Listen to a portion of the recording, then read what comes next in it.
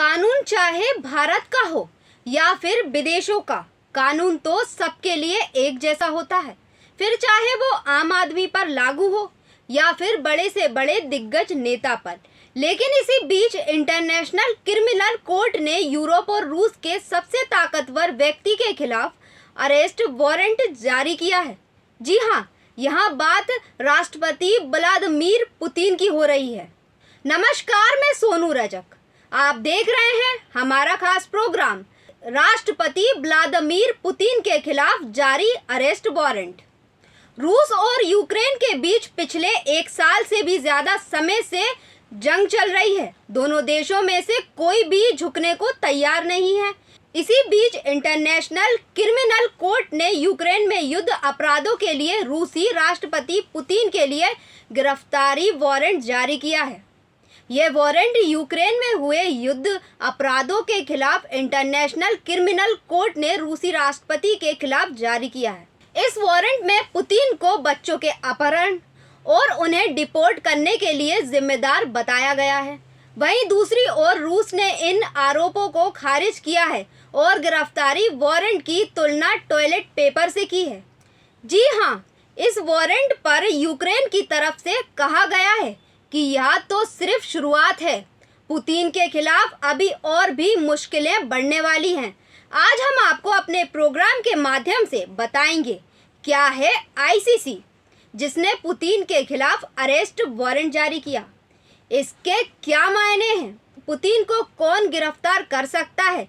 क्या भारत आने पर भी पुतिन को गिरफ्तार किया जा सकता है? चलिए जानते हैं। राष्ट्रपति व्लादिमीर पुतिन को वॉर क्राइम का आरोपी बनाया गया है। यूक्रेनी बच्चों को गैरकानूनी और अवैध तरीके से रूस ले जाने में पुतिन को दोषी माना गया है। आईसीसी ने ऐसा करने के पीछे 3 वजहें बताई हैं। व्लादिमीर पुतिन के पास यूक्रेन से बच्चों को किडनैप करके रूस भेजे जाने की जानकारी थी। बच्चों को किडनैप किए जाने के कई केस में पुतिन सीधे सीधे इन्वॉल्व थे।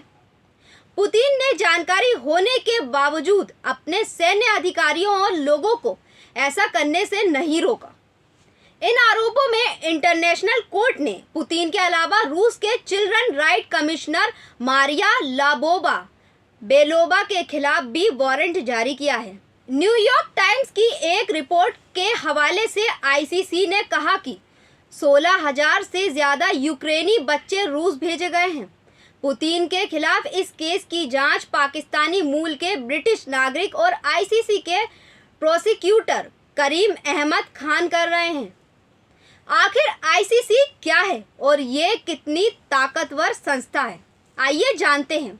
1 जुलाई 2002 को इंटरनेशनल क्रिमिनल कोर्ट यानी आईसीसी की शुरुआत हुई थी। ये संस्था दुनिया भर में होने वाले वॉर क्राइम, नरसंहार और मानवता के खिलाफ अपराधों की जांच करती है। ये संस्था 1998 के रोम समझौते पर तैयार किए गए नियमों के आधार पर कार्रवाई करती है। इंटरनेशनल क्रिमिनल कोर्ट का मुख्यालय द हेग में है। ब्रिटेन, कनाडा, जापान समेत 123 देश रोम समझौते के तहत इंटरनेशनल क्रिमिनल कोर्ट के सदस्य हैं। इस कोर्ट की ताकत का अंदाजा इससे लगाया जा सकता है। इसकी वजह से यूगोस्लाविया के प्रेसिडेंट स्लोबोदान मिलोसेविच को जेल जाना पड़ा था। कार्रवाई का सामना करते हुए मिलोसेविच की जेल में ही मौत हो गई। हालांकि ये बात अलग है कि परमाणु संपन्न देश रूस की तुलना यूगोस्लाविया से नहीं की जा सकती। इंटरनेशनल क्रिमिनल कोर्ट आरोपियों की गिरफ्तारी के लिए सभी सदस्य देशों को वारंट भेजता है। आईसीसी का ये वारंट सदस्य देशों के लिए सलाह की तरह होता है और वो इसे मानने के लिए बाध्य नहीं होते।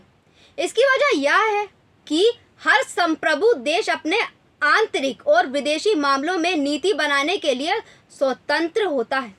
दूसरी अंतर्राष्ट्रीय संस्थाओं की तरह ही आईसीसी भी हर देश की संप्रभुता का सम्मान करती है। क्या आईसीसी के वारंट जारी होने के बाद पुतिन गिरफ्तार होंगे? व्लादिमीर पुतिन रूस जैसे ताकतवर देश के राष्ट्रपति हैं और दुनिया के टॉप पावरफुल नेताओं में से एक हैं। ऐसे में रूस में रहते हुए उनकी गिरफ्तारी हो सकती है, ये लगभग तय है। वहीं पुतिन अगर रूस के बाहर किसी दूसरे देश में जाते हैं तो उन्हें हिरासत में लिया जा सकता है। हालांकि पुतिन के विदेश दौरे पर कई तरह के अंतर्राष्ट्रीय प्रतिबंध हैं। इसी वजह से ये संभावना कम ही है कि वो रूस के बाहर किसी दूसरे देश के दौरे पर जाएंगे। अगर पुतिन आईसीसी के सदस्य देशों का दौरा करते हैं तो वो हिरासत में लिए जा सकते हैं, लेकिन शायद पुतिन ये गलती ना करें। उनके दौरे में शामिल ईरान इकलौता ऐसा देश है जो कभी यूएसएसआर का हिस्सा नहीं रहा। अमेरिका आईसीसी का हिस्सा नहीं है। ऐसे में वॉर क्राइम के सबूत आईसीसी को देने के मुद्दे पर बाइडेन प्रशासन में ही टकराव की स्थिति बनी हुई है। पेंटागन ने आईसीसी के साथ रिपोर्ट शेयर नहीं करने की सलाह दी। अमेरिकी रक्षा विभाग का मानना है कि ऐसा करने से एक गलत ट्रेंड की शुरुआत होगी। आने वाले समय में आईसीसी अमेरिकी नेताओं और अधिकारियों के खिलाफ भी इस तरह की कार्रवाई कर सकता है। क्या भारत आने पर गिरफ्तार हो सकते हैं पुतिन? आइए जानते हैं। आईसीसी के वारंट जारी होने के बाद भारत आने पर व्लादिमीर पुतिन गिरफ्तार नहीं होंगे। इसकी दो वजहें हैं। भारत आईसीसी के सदस्य देशों में शामिल नहीं है, ना ही भारत ने 1988 के रोम समझौते पर हस्ताक्षर किए हैं। ऐसे में आईसीसी ने जो वारंट जारी किया है वो भारत के लिए मान्य नहीं है। अगर भारत आईसीसी का सदस्य होता फिर भी वह इस आदेश को मानने के लिए बाध्य नहीं होता। इसकी ये वजह है कि आईसीसी का वारंट उसके सदस्य देशों के लिए भी एक सलाह की तरह होता है। 2015 में एक ऐसा ही मौका आया था जब उस वक्त सूडान के राष्ट्रपति उमर हसन अहमद अल बशीर भारत के दौरे पर आए थे। वो भारत में होने वाली इंडिया अफ्रीका समिट में हिस्सा लेने के लिए दिल्ली आए थे।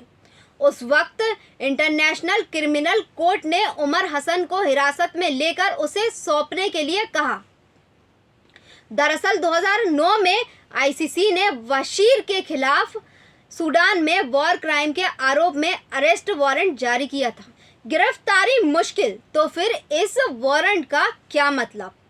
पुतिन की गिरफ्तारी तो दूर, उससे पहले उनके खिलाफ मुकदमा चलाना भी आईसीसी के लिए बेहद मुश्किल है। इसकी भी दो अहम वजहें हैं। पहली, रूस आईसीसी के सदस्य देशों में शामिल नहीं है। ऐसे में वहां से पुतिन को हिरासत में लेना नामुमकिन है। दूसरी, पुतिन को हिरासत में लिए बिना इंटरनेशनल क्रिमिनल कोर्ट में उनके खिलाफ केस नहीं चलाया जा सकता। तो क्या आईसीसी पुतिन को कभी गिरफ्तार नहीं कर सकती? आइए जानते हैं। इंटरनेशनल क्रिमिनल कोर्ट के पास राष्ट्रपति पद पर बैठे किसी शख्स को गिरफ्तार करने का पावर नहीं है।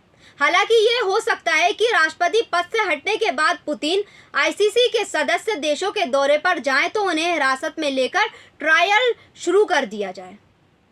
हालांकि इसकी संभावना कम है कि पुतिन ऐसी गलती करेंगे। ऐसे में हिरासत में लेकर ट्रायल चलाए बिना उनकी गिरफ्तारी की कोई संभावना नहीं है। क्या इससे पहले भी किसी ने आईसीसी के मुकदमों का सामना किया?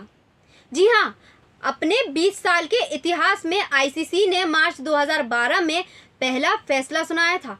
आईसीसी ने यह फैसला डेमोक्रेटिक रिपब्लिक ऑफ कॉन्गो के उग्रवादी नेता थॉमस लुबांगा के खिलाफ सुनाया था। जंग में बच्चों को भेजे जाने के आरोप में उसके खिलाफ केस चलाया गया था। इस आरोप में उसे 14 साल के लिए जेल की सजा सुनाई गई थी। आइए जानते हैं कि अब तक किन लोगों के खिलाफ आईसीसी ने मुकदमा चलाया है। इंटरनेशनल क्रिमिनल कोर्ट में इन लोगों के खिलाफ दर्ज हुआ है केस। केन्या के राष्ट्रपति रहे उहुरु केन्याट्टा, जिस पर चुनाव से जुड़ी हिंसा करने का आरोप था। वहीं 2012 में आरोपी डेमोक्रेटिक रिपब्लिक ऑफ कॉन्गो पर जंग में बच्चों को भेजे जाने का आरोप लगा था। जैसे कि हमने आपको अपने प्रोग्राम में बताया, व्लादिमीर पुतिन रूस जैसे ताकतवर देश के राष्ट्रपति हैं और दुनिया के टॉप पावरफुल नेताओं में से एक हैं। अब देखना ये होगा कि राष्ट्रपति व्लादिमीर पुतिन पर आने वाले समय में क्या कार्रवाई की जाएगी। फिलहाल प्रोग्राम में बस इतना ही। बने रहिए देश न्यूज़ के साथ। नमस्कार।